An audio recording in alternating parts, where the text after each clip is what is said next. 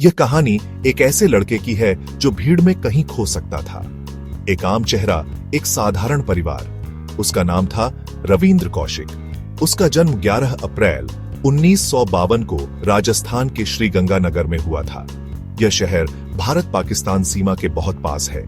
शायद इसी वजह से देश प्रेम की भावना उसके दिल में बचपन से ही बस गई थी। उसके पिता जे.एम. कौशिक भारतीय वायुसेना में काम करते थे।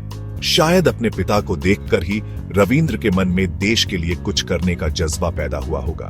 रविंद्र पढ़ाई में होशियार था और उसे नाटक और एक्टिंग का बहुत शौक था। उसकी एक्टिंग में एक अजीब सी सच्चाई झलकती थी। वह किसी भी किरदार में ऐसे घुस जाता था कि देखने वाले असली और नकली का फर्क भूल जाते थे।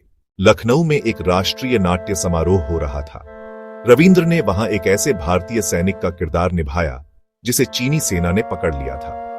दर्शकों में बैठे कुछ लोगों की नजरें उस पर टिक गईं। ये लोग आम दर्शक नहीं थे।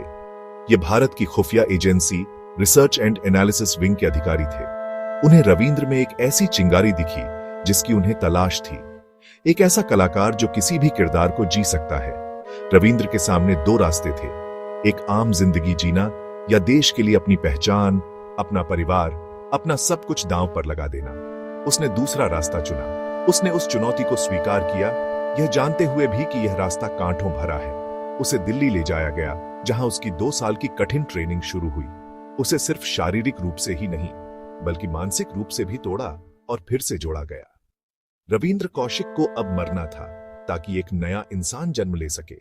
23 साल की उम्र में वह अब नबी अहमद शाकिर था, एक ऐसा पाकिस्तानी नौजवान जो सियालकोट में पैदा हुआ था। उसने कराची विश्वविद्यालय में LLB में दाखिला ले लिया।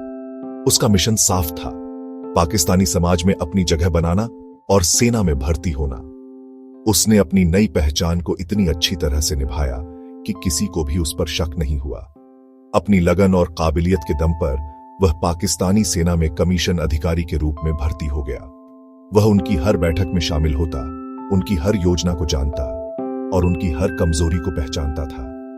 1969 से 1983 के बीच उसने पाकिस्तानी सेना की कई गुप्त योजनाओं का पर्दाफाश किया। उसने वहां एक पाकिस्तानी लड़की अमानत से शादी भी कर ली। वह एक पिता भी बना। वह एक ऐसे दोहरे जीवन में जी रहा था जहां उसे हर पल झूठ बोलना पड़ता था। यह एक ऐसा बोझ था जिसे वह हर दिन अपने सीने पर लेकर चलता था। 1983 में रॉ ने एक और एजेंट को पाकिस्तान भेजा।